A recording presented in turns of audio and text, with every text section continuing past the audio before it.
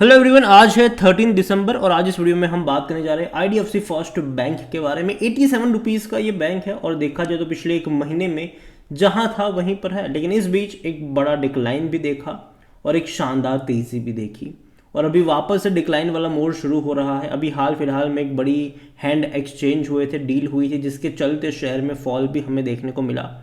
बातचीत करेंगे वीडियो में उसके बारे में भी और साथ में ये भी डिस्कस करेंगे कि 87 रुपीज़ का ये जो शेयर है कहाँ पर स्टैंड आउट कर रहा है। देखिए, वीडियो को शुरू करो उससे पहले अगर आपने अभी तक चैनल को सब्सक्राइब नहीं किया है तो प्लीज़ अभी इसे सब्सक्राइब कर लीजिए, क्योंकि आगे भी बहुत सारे वीडियोस हैं जो आपको काफ़ी ज़्यादा हेल्प करेंगे।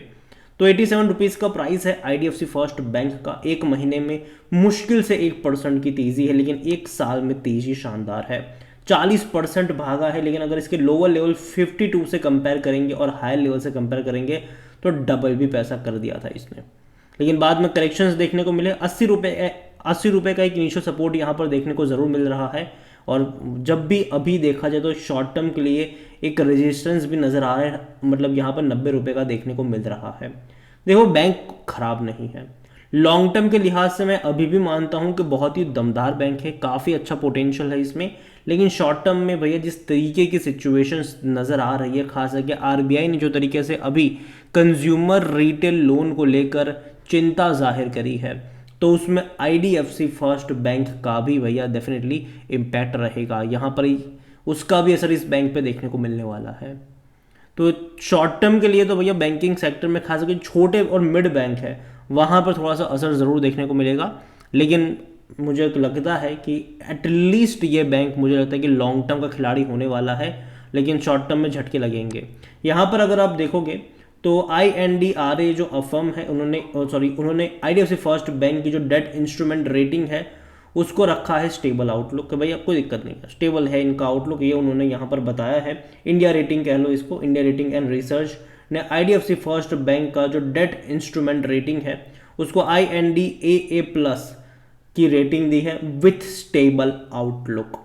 और ये बेहतरीन चीज़, अच्छी बात है कि India rating and research has reaffirm the rating outlook of the banks debt instrument, जो बेजल 3 और टायर 2 बॉन्ड्स जो हैं इनके, और तकरीबन 29,148 करोड़ के आसपास का ये बॉन्ड है।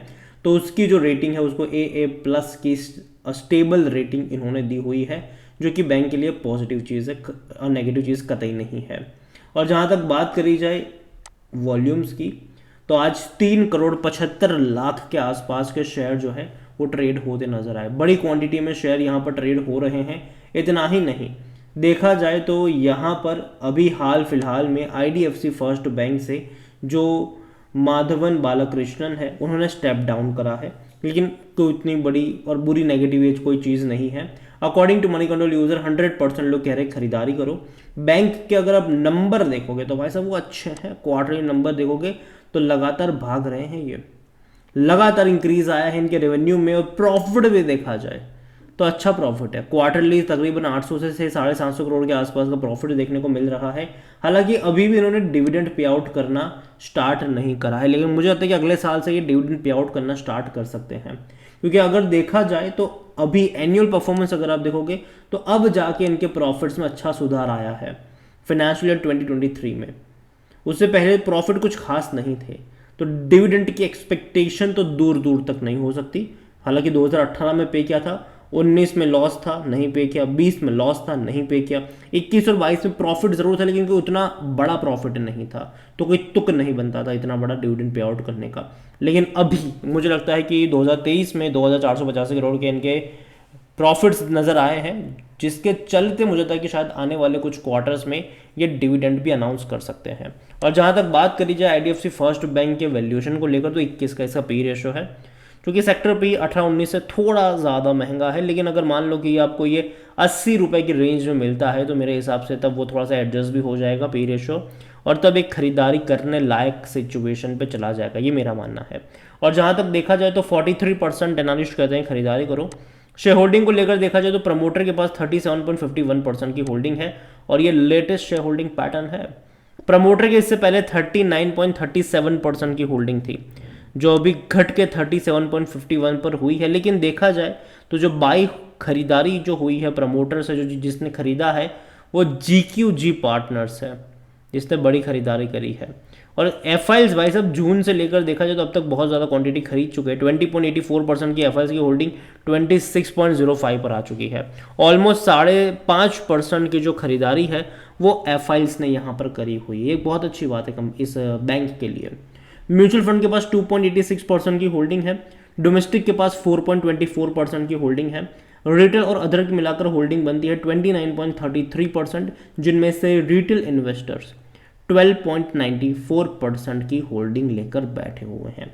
देखिए ओवरऑल आईडीएफसी फर्स्ट बैंक देखा जाए तो इस बैंक में कोई दिक्कत मुझे लगती नहीं है, लेकिन शॉर्ट टर्म के लिए जैसे कि मैंने कहा कि ऑलरेडी बहुत बड़ी तेज़ी दिखाई है इसने, और कहीं ना कहीं जिस तरीके से आरबीआई ने अपना कंसर्न जाहिर करा है कंज्यूमर रिटेल लोन को लेकर, तो उसका असर यहाँ पर भी पड़ता नजर आएगा, और जिसके चलते आने वाले कुछ महीनों में ये कंसोलिडेशन वाले फेज में नजर आ सकता है।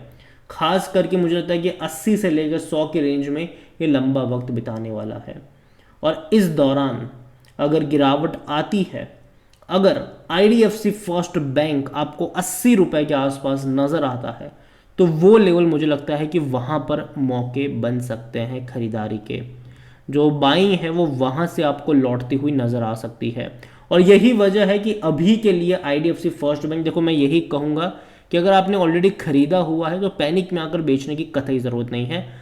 बस ये है कि आपका जो नज़रिया है वो शॉर्ट टर्म का नहीं लॉन्ग टर्म का होना चाहिए। लेकिन जहाँ तक बात आती है फ्रेश बाइंग को लेकर, तो फ्रेश बाइंग को लेकर मैं अभी इतना ही कहूँगा कि देखो बैंक बुरा नहीं है, लेकिन जिस तरीके की खबरें आ रही है खास करके अनसिक्योर रिटेल लोन को लेकर, वो डेफिनेटली इनको कुछ टाइम के लिए परेशान करने वाला है। और उसके चलते ये आपको शायद 80 के आसपास नज़र आ सकता है, 82 के करीब आ सकता है ये।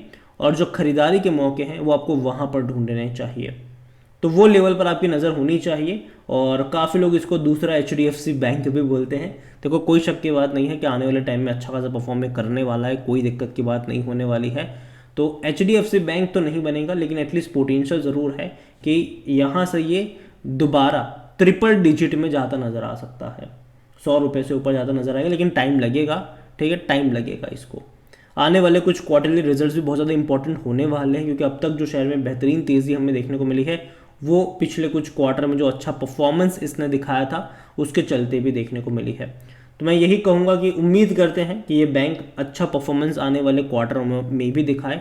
दिसंबर के भी जो इनके नंबर्स हैं वो अच्छे आए, और अगर अच्छे नंबर आएंगे तो तेज़ी बरकरार रहेगी, अगर नहीं आएंगे तो शॉर्ट टर्म के लिए फॉल के लिए भी आपको तैयार रहना पड़ेगा। ओवरऑल दिक्कत मुझे उतनी ज़्यादा यहाँ पर लगती नहीं है, लेकिन जैसे कि मैंने कहा कि शॉर्ट टर्म का जो टेम्पररी पीरियड होगा वो थोड़ा सा पेन भरा रह सकता है, और ऐसे में खरीदारी के मौके 80 रुपये के लेवल के आसपास आपको नज़र आने चाहिए यहाँ पर, और आएंगे भी शायद, तो वहाँ पर आपकी नज़र होनी चाहिए। वीडियो को यहीं पे एंड करूंगा। पसंद आया हो तो लाइक करो, शेयर करो, चैनल अगर पहली बार है तो प्लीज़ सब्सक्राइब करें। और आईडीएफसी फर्स्ट बैंक के बारे में आप क्या सोचते हैं वो भी आप मुझे कमेंट में लिख के बता सकते हैं। Thank you.